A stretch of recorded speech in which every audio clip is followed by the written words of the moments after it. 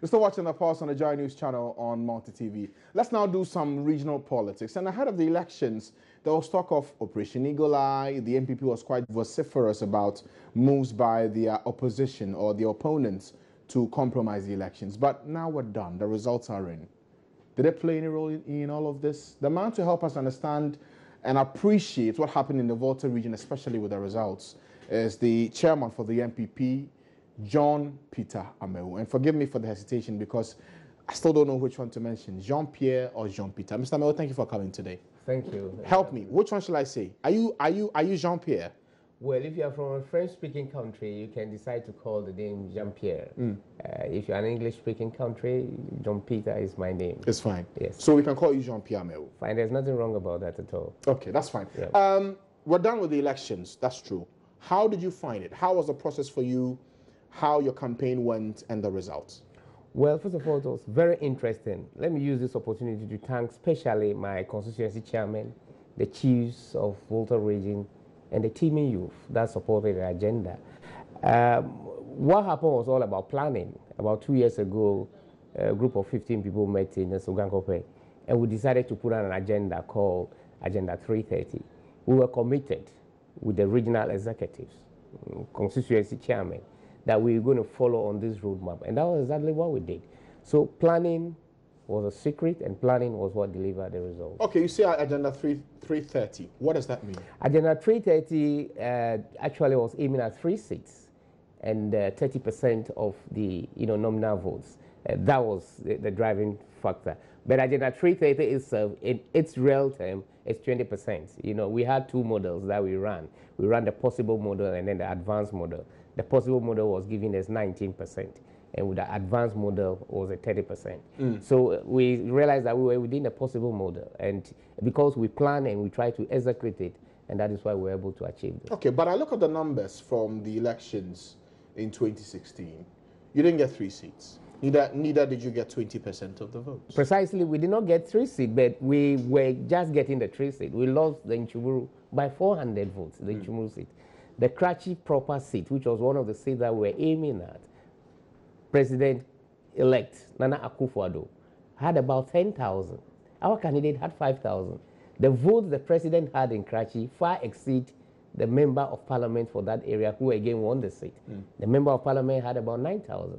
President-elect Nana Addo had about 10,000 and above. So if the candidate had been very, serious, we could equally have won Kratchi. And in Chumuru, we lost by 500. We intend to contest in Chumuru, in the court. We were trying to ask for a recount. We will see how we go. So our 3 seats. Have you started the Chumuru process? We've not started the process. Until the candidates are on the ground trying to do some preliminary investigations. Because we lost that seat narrowly. In fact, that actually was our first target. By how many votes? We lost by about 400 votes. Okay. Yeah. Now, again, I have to refer to the statistics and the results. Precisely. In 2016, President John Mahama got 543,430 votes, representing 81.5% of the votes. Yeah. Your candidate, President-elect, got 111,850. That's 16.79%. Yeah. You look at that as against 2012, and it's an improvement, but not the 30% you're looking for. Yeah, precisely. Volta region, as we always say, is an emerging zone for NPP. If you go back and look from 1992, 96, 2000, you realize that we've been making this incremental jump. I think the figures you have in them, that's not exactly. We are almost about 17 to 18%. We have added, if you look at the NPP votes in totality, from 2012 and compared to now, the NPP as a party has been able to add just 92,000 votes on the 2012 figure. Okay? We from Volta region, out of that 92,000 that the NPP added on the 2012 figure, have contributed over 30,000 of that vote, which means that Volta region contributed more than 30% of the additional vote from 2012. You understand what I'm saying? How are we able to do that? What it means simple is that we were able to get new voters in Volta region to vote for us, at the same time reducing the NDC dominance over the region. And that is why the agenda has been VR. VR symbol means vigilance and reduction. And this is exactly what we do. I heard the NDC people saying that turnout was low and that people didn't actually come out to vote. before I got down to Accra yesterday, we did an exercise with some of my executives. 3 of us. I said, pick 10 households. Let me pick 50. You pick 10. Go to those houses and find out how many of those people didn't come out to vote. There is no single house I visited with anybody telling me from the house. In how many towns? At least just in Hogwe and Baika, somewhere in the But that Jaffa does not speak for the entire region. it doesn't speak for the entire, but it gives you an idea of the trend. Everybody in the house will show his or her finger that I have voted. So why the turnout is low? Where are the people? Okay, but Mr. Mehu, you look at the numbers here. In 2012, over 730,000 voted for John Mahama. Precisely. In this year's elections, only 543,000 voted. That's a gap of over 150,000. Yeah. Those are people who voted who didn't this time. No. You see, the one assurance which I can say, we keep on saying, is that there are Togolese national in this register. Let me give you a typical example what happened in Afajatu. In Afajatu, over 700 Togolese were brought in. They managed to smuggle them in. When they got there, and they could not find their name. Do you know why? At the time that they were registering, they gave them Ghanaian names, and they withdrew their card from them. When they come out to vote and they asked of their name, they were mentioning their original names, and those names were not on the register. And that's what happened, for instance, in Afajatu. And so the issue of the reduction strategy, it's twofold. Number one, we were able to take out those Togolese who are not Ghanaians from the register. How did we do this? It was not an aggressive mechanism. The Operation Eagle Eye people misunderstood. It's not an aggressive mechanism at all. It's a relationship building approach. We went into Republic of Togo, speak with the chiefs, spoke to the elders, the youth, and the community leaders. That enough is enough. We don't determine your presidency. How come you have to determine the presidency for Ghana? And the people understood it precisely. They gave us the assurance that they are not going to allow the people to come. A day before the election, Fifi Kwete, including the vice president, they were all in Republic of Togo, Lome. Did you see them there? Were you there yourself? It was an open, I will show you video clips. Were you there yourself? I wasn't there, but I was in Aflao myself. The night of the election, I was in Aflao. Where's the evidence? That I was in Aflao. That the vice president and Fifi Kwete were in We will give you pictures. They were there. I mean, why do I stand there? I mean, before the whole public. No, but it's one thing to allege. They went there to Hudwaba area, which is in the Republic of Togo, not the Hudwaba town. You know, the next town after Hudwaba in Togo. These are facts. I mean, what were they doing there? They had a big rally, you know, trying to entice the people to come in. The Ghanaians in Togo to come and vote. Well, if those are Ghanaians, nobody's stopping Ghanaians from voting. They should have come. But the genuine Togolese, knowing that they are 100% Togolese, they are the people who refuse to come. Look, the limited registration exercise. If you know the number of people Ketu South alone registered, where are those people? How many registered? How many voted? Over 20,000 were added just from Ketu South alone. In one electoral area, we have a voter register of almost about 20,000. Electoral area, which is about 2 constituencies in the northern region. I mean, why can we be doing this to ourselves? Is it also possible that they just didn't turn up to vote? It is not a question of they didn't turn up to vote. There are two things. These people, number one, are Togolese, and they refuse to come out to vote because they listened to us and they understood the policies that enough is enough. The kind of training and exercise we did in the Republic of Togo, some of the operations behind the Eagle Eye cannot be disclosed here. At the appropriate time, I'll tell you. So Operation Eagle Eye had you go to Togo and tell people not to come and vote? Precisely.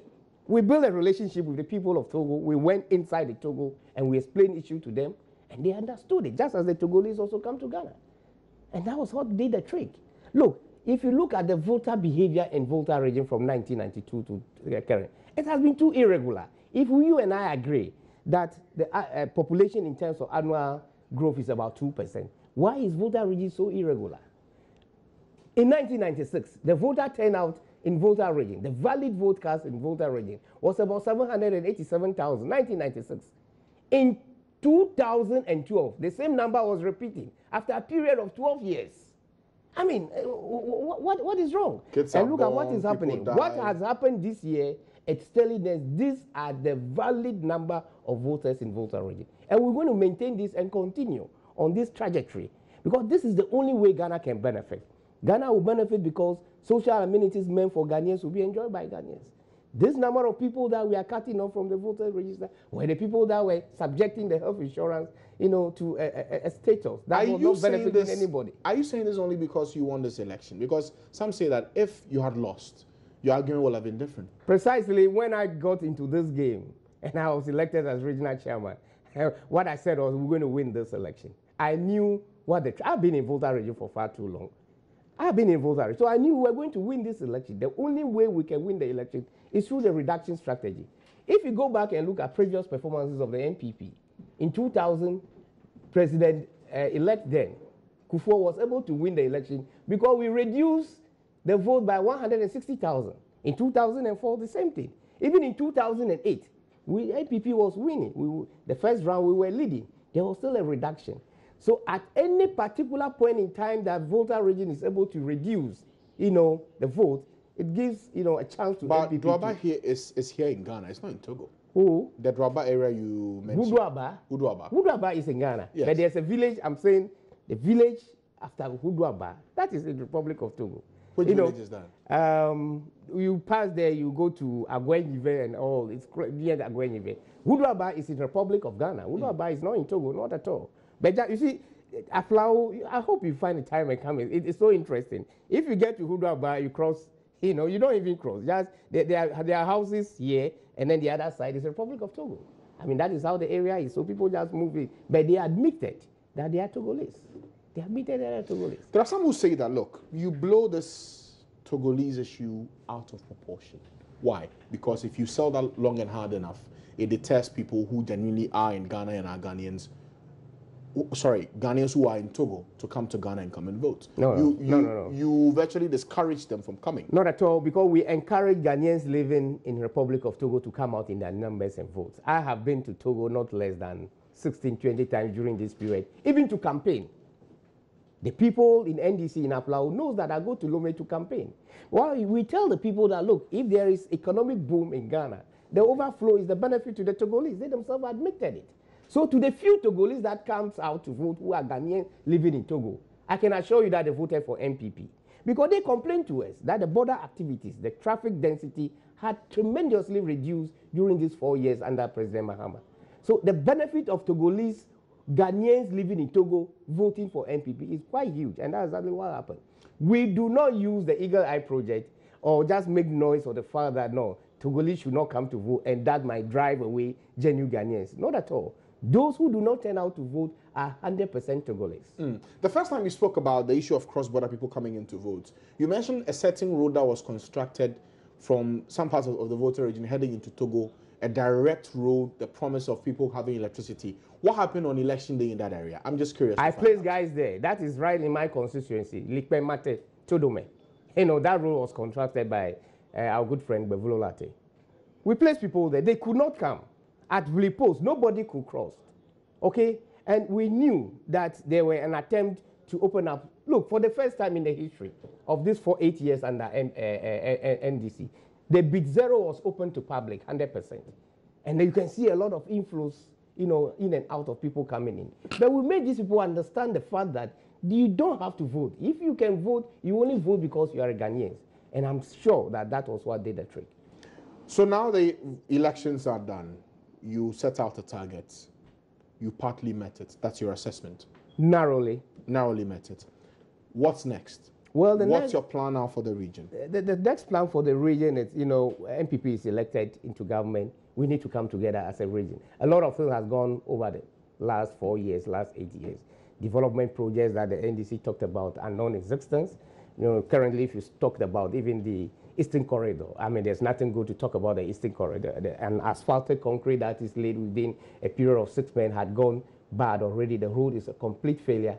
So our next target is to see how we can begin to live to the expectations of Voltarians. What promises did you make to the people of the Volta region? One very important thing that I know the NPP government have to do to the Voltarian quickly to speed up the explorations of the Voltan Basin in terms of the oil and gas, deposit. That's number one. Number two is to extend the gas pipeline, to the southern part of Volta region. That becomes an evidence of opening up region for industrialization. Don't forget Nana Akufo-Addo, his first visit to Aflao made a promise that he's going to make the southern part of Volta region an industrial zone. For that to happen, you need an energy to drive the industry.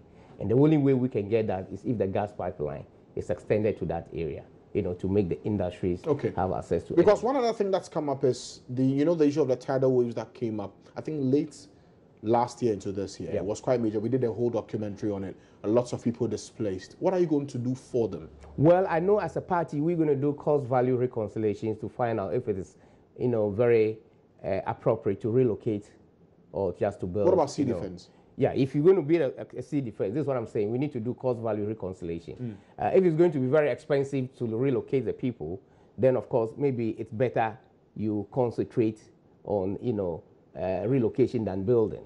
Okay, and the people would have to understand. But what normally happens during the period of relocation is the social loss that the people will think that no, if you are relocated, we're going to mix a lot of things. So it is going to take this government a lot of effort to decide on exactly what to be done. You know, but I think that going forward, we must begin to look at building this. You know, we have started it. We have done it under President Kufuor's time. So it can still be done. It's all a matter of cost. Okay. How much of former President Rawlings' absence in the voter region to vote for the NDC worked for the MPP? I think if I build that percentage into our percentage gain, well, of course, I should be talking. It's quite significant. You realize that I was with the former president with my team, you know, and we had. What did you do to win him over? Well, he's a leader, and as a politician, you must know how to bring a leader to your side. Unfortunately, President Mahama, who always claimed to be a leader that is a unifier, I've realized that he was not a good unifier. And so what I did was to quickly go behind him and met with President Rawlings. And that also did the trick. There's no less than 2 to 3 percentage point gain as a result of the visit to President Rawlings. You got 2 to 3% just gain because of that, of just of his visit and what we discussed. In the victory speech Nana Addo had after the results were declared, he had a special mention for him. Was he taking advice from him, especially for the voter region? No, what to do? President Rawlings is a character that when you get closer to him, you gain something, you know, very significant in that person. So it was not a surprise to me. What did you gain when you went to meet him? I think we can discuss this when we are behind the closed door. It's very interesting. And I want to say a very big thanks to him. Even at the night of the election when the results were coming, yes, he did call. And we have very good discussions. So he's the father of this country, and I acknowledge his contribution to this current change of democracy. So you think he helped the MPP to win? 2 to 3% points in what we gain in voter region, that figure should be given to President Rawlings. And I think the NDC as a party have to learn how to unify it. I mean, it was a great mistake that they have left President Rawlings behind. I mean, he was not at the forefront of their party. You can see it. And we take advantage of that. As a politician, you must look at the weakness of your opponent and take a good credit on it. And this is exactly what we do. And we played into President Rawlings. He accepted us and he gave us the direction. So those directions was quite useful. Are you still going to go for advice from him even after the elections, or it was just purely for the votes? Oh, we're even planning to go back to him and thank him for what he has done for Mother Ghana. Beyond that, what? Well, of course, we still maintain the interaction. He's a father, as I said, as an ex-president. He still have a lot of things in his mind which he wants to give to this party. So, yeah, we'll go to him for advice. Okay. You've done some good work, and you're happy with the results you got. Precisely. Is the party going to reward you with what? Voter regional minister? Well, that is left to the party to decide. But there are equally good people there up in the region to take the voter regional. Do you want it? It's not a matter of, well, something to say. No, tell me, do you want it or you don't? With the pressure that I have gone through, I think there are other people very good behind. You don't want it? Who will take that? You don't want it? It's not a matter of saying you want it, but I'm saying that there are good people there who can handle the regional minister. What are you afraid of? If you want it, say so. No, it's not that I'm afraid. I'm saying if somebody can handle the region and do it better, I am just a regional chairman, and I've exhibited my qualities. Are you competent enough to be voter regional minister? I think I'm more than competent to be a voter regional minister. So do you want it? I'm a professional. I am a professional, and you know the kind of caliber I have. I know. So do you want it? It's a difficult question for me, but I'm saying that the option is for better people behind. If there are better people for me behind to take the delivery of the region, let's give it to them to do it. And then we will look at doing something else to help this party. Are you going back to your area of energy? Well, I'm energy professionals. I'm in the game. We won elections. We will contribute our, technical expertise to the achievement of the objectives of the president. Don't forget, this government has a huge job, on its head to deliver in terms of energy. There's a projection that from March, if you are not extremely careful, we'll go back to doomsday. And it's clear because of our, supply security in terms of the liquid to fuel the plant. Well, the parliamentary says they put enough measures in place. I don't think so. I don't think so. There's no not sufficient measures in place, because the supply security is still missing, and there's a lot of things that need to be done. Okay, maybe I asked the wrong question. Would you want to be energy minister? You know, I'm a politician and a professional. I would prefer to deliver my services at areas that will help this country. And I think that is again left to the president to decide. But do you want it? Nana Akufo-Addo is somebody who believes in applications of people who have expertise to help. And I know he's not going to surround his government with friends and families. He wouldn't do that. But you're competent enough in it. I think I'm more than confident to handle that sector. Yes, I think so. So if it's given to you, take it. I'll boldly accept it. Mr. Mao, thank you for coming. Thank you. Thank you. Thank you. Yeah. Thank you. John Peter Amewo is the chairman for the NPP in the Volta region. I guess I'm at liberty to call him Jean-Pierre now, since that's the French version for his name. We'll go for a short break now. When we come back, we'll head to Kumasi. In fact, we will not go for the break. Let's go straight to the Ashanti region and get an update. The president, Nana Akufo-Addo, is in that region, the capital Kumasi, as he meets the Asanteman, as Ewukodai is marked today. You know that this will be his first visit after he was declared the winner in the December 7 polls. So what has the man been up to today in Kumasi? Let's speak to our reporter, Prince Apia. Prince, good afternoon. Has Nana Addo arrived yet in Osei Krom? Yeah, Francis. Yeah, he arrived some 2 hours ago. He's left now. Actually, what he came to was that today is the weekend. One of the sacred days is the Ashanti Traditional Council. And we also know that the Queen Mother of Ashanti region, the Ashanti Kingdom, has passed. So he came to also greet the Otumfuo.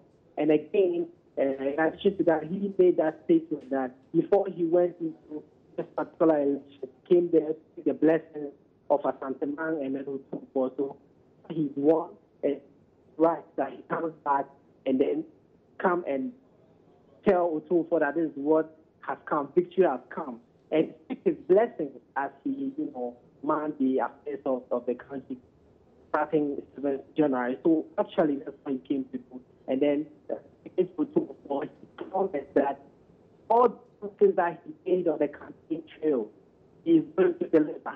And I asked for to see the blessings of the gods to protect him through. But another thing is that the National House of Chief President, President, he promised Otumfuo or stated that he is going to put him, the President of the National House, to ensure that the development as they work together with the government in power, again, to strengthen the relationship between the country and the people. We know that in our history, we know that there's this between the Ashanti and the Arabs, and sometimes we did that the people ensure that he worked with the people to ensure that that relationship is strengthened and well, Prince, beyond his visit to Asanteman, we know that he's supposed to meet the people in the Central Market today. Has that happened yet? Yeah, that has not happened. We all don't know why that has changed, but what we heard was that he's going to go to the Central Market, meet the people there, and then go back to the National Executive NPP in the closed meeting. And that is what I think is happening now. But the Central Market, they have, we're also going to go to the town, first street or something, side. That is also that they have. So right now, I believe that he's the third of the meeting with the executive of the. Okay. Unfortunately, Prince's line is getting bad. I had just one more question to ask, but we'll say thank you to you, Prince Fanadabe from Osei Krom. Nana Akufo-Addo, the president-elect, visiting Asanteman. As we already know, the Queen Mother died, and the ceremony has been a very somber one. We know in the last few days, even in the run-up to the elections, it has been a very solemn time for the people in Osei Krom and in Asanteman. Well, ahead of his visit, though, we have been speaking to some residents for their expectations of the man's visit. Well, as a Ghanaian, I expect him to unite the party, NPP party, and also his promise that of how do you call it, teacher's allowance, because my brother is a teacher. So I would like him to also look on that. And then also the promise of the DKM, which he said about the BE, that I want him to also tackle on that for them. But actually, he won the election for all the Ghanaians, not maybe for NPP alone. I didn't vote for him though, but I think he can do better if given the chance, and then with prayers, I think he can also help the country. I believe he's still on his appreciation tour. So I'm expecting that he will first of all appreciate the people of Kumasi, the people of Ashanti region, for their support and then voting for him, and also pledge his support and then pledge his support to the people of Kumasi, assure them of what he's going to do for them. What I'm expecting from him is whatever promise he has made to Ghanaians, he has promised Ghanaians, God helps him to perform, or he does for Ghanaians, so that he continues for the next 4 years. After for his first 4 years, he continued the second year. God helped him to exactly continue to 8 years. Yes. We expect him to do well. We expect him to do what he has for us. So we know that he will do well, and by God's grace, he will do what he has said to us. I know you have a lot of things in your mind, and if you have the opportunity to meet the president-elect today, what would you tell him? I would tell him to what he said to Ghanaians, that he will bring one district, one factory, one village, one dam. I expect him to fulfill his promise. I can see that you are very excited. Yeah, about the way Nana Addo will be in Kumasi. Okay. His appearance will be something happy to be in Kumasi here. Yeah. This election was about Kumasi, and we, the people of Kumasi, fought for Nana Addo. So Nana is here to say thank you. We expect him to be at Mensia. From there, he will be going to a central market. So we welcome. Anything you expect from him? Yeah. I know and I believe the promises that he made when going tour, when on his rallies and other. Nana will be able to deliver and make Ghana proud. And he just won the election, and we are very happy to receive in Ghana, in Kumasi, so that everybody in this area will be happy for him. So when you have the opportunity to meet him today, to speak to him one-on-one, what will you tell him? I'll tell him congrats and God richly bless him. He should do the work very good and God will lead him to it.